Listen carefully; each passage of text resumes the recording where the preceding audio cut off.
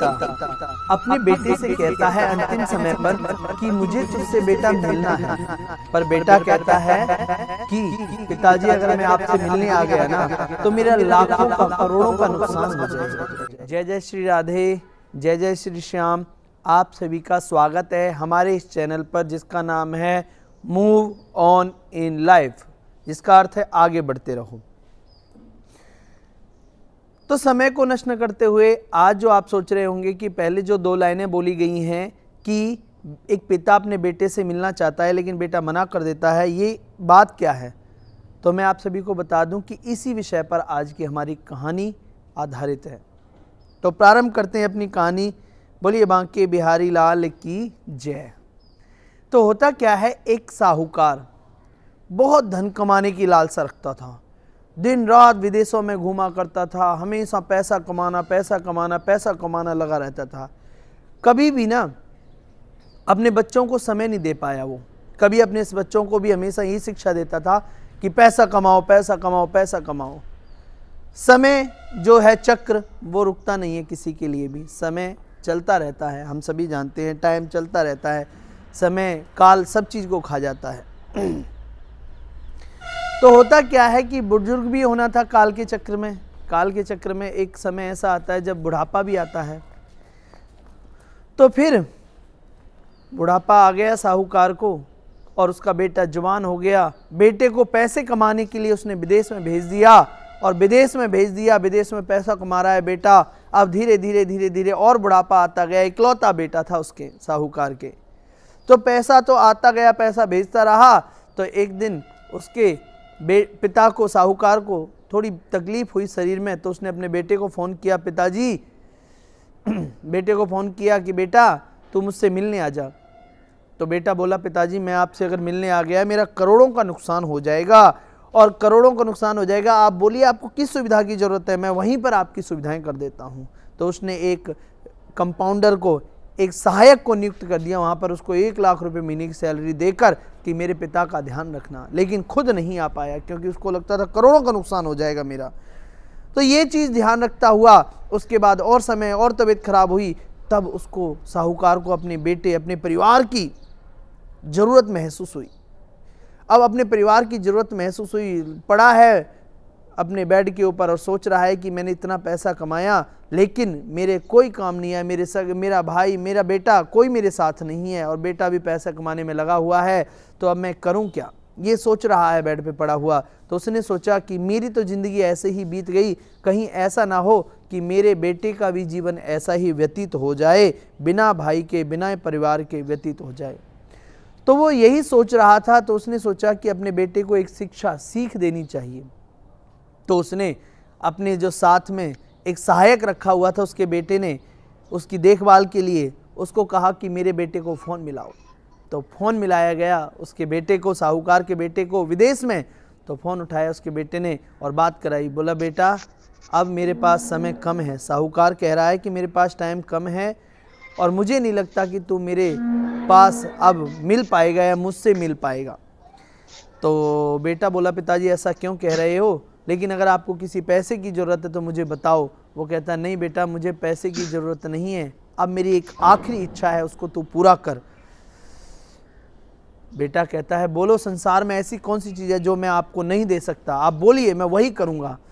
तो कहता है बेटा एक काम करना कि जब मैं मरूँ ना तो मैं मरूँ उस समय मेरे पैरों में मोजे पहना देना, मेरे पैरों में जुराब जो होती है मोजे पहना देना। मैं मर जाऊं तो मुझे शमशान, मेरी अर्थी के ऊपर वो मोजे पहना कर ही मुझे दफन करना, मुझे मोजे पहना कर ही मेरा संस्कार करना, ये कहता है। तो बेटा कहता है पिताजी आप ऐसी निराशाजनक बातें ना करो, कोई बात नहीं है, जो कहोगे आप वही होगा। इतना कहते ही समय बीतता चला गया और साहूकार का अंत हो गया, साहूकार का स्वर्गवास हो गया।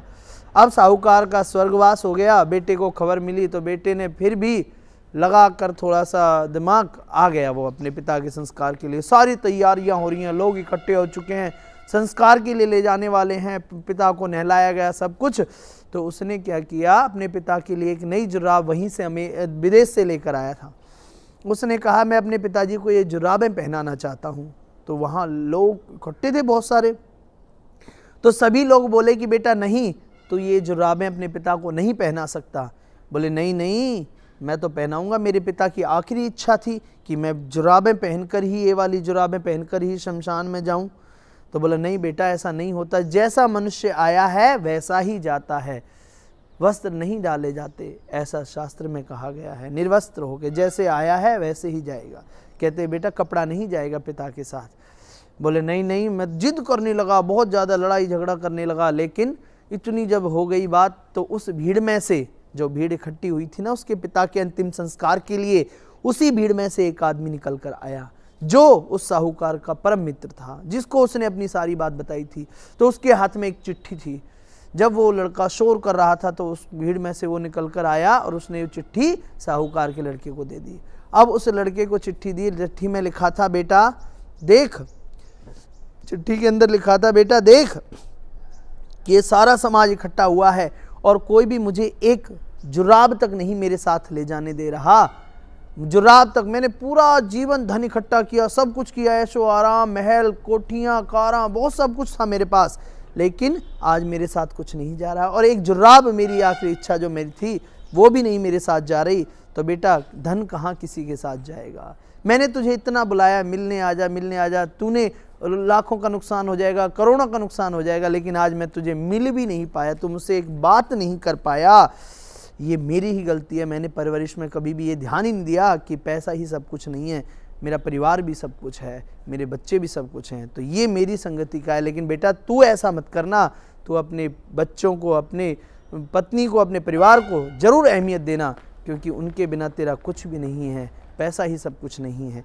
ये बात उसने संदेश दिया। बेटा फूट फूट कर रोने लगा और पछतावा करने लगा। अब उसने सारे काम संस्कार किए, सब कुछ किया, बड़े विधि विधान से किया।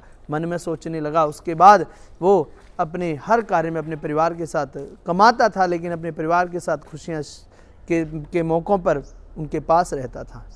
ऐसा था समय। तो मित्रों, आप सभी भी ध्यान रखें, धन कमाएं लेकिन अपने परिवार को भी ना भूलें, अपने बच्चों को ना भूलें। ये देखें कि पैसा कमाने के चक्कर में कहीं ऐसा ना हो कि आपके बच्चे गलत रास्ते पर पहुंच जाएं, आपको पता ही न लगे वो कहाँ हैं। तो प्रतिदिन शाम को बैठकर अपने बच्चों से बातें करो, परिवार से बातें करो, तभी असली संपत्ति आपका परिवार है। तो इन बातों का ध्यान रखें। और अगर आपको हमारी वीडियो अच्छी लगी हो तो चैनल को सब्सक्राइब करना ना भूलें, वीडियो को लाइक करना ना भूलें और शेयर अवश्य करें, क्योंकि आपके सहयोग के बिना हम कुछ भी नहीं है। और हर रोज़ ऐसी ही एक सकारात्मक सोच वाली कहानी आपके लिए हम लाया करेंगे। तो इसमें हमारा सहयोग करें, जिससे सनातन धर्म आगे बढ़े। इन विचारों के साथ आज की वाणी को मैं, आज की कथा को मैं, आज की कहानी को मैं यहीं विराम देता हूँ। राधे राधे, जय श्री राम।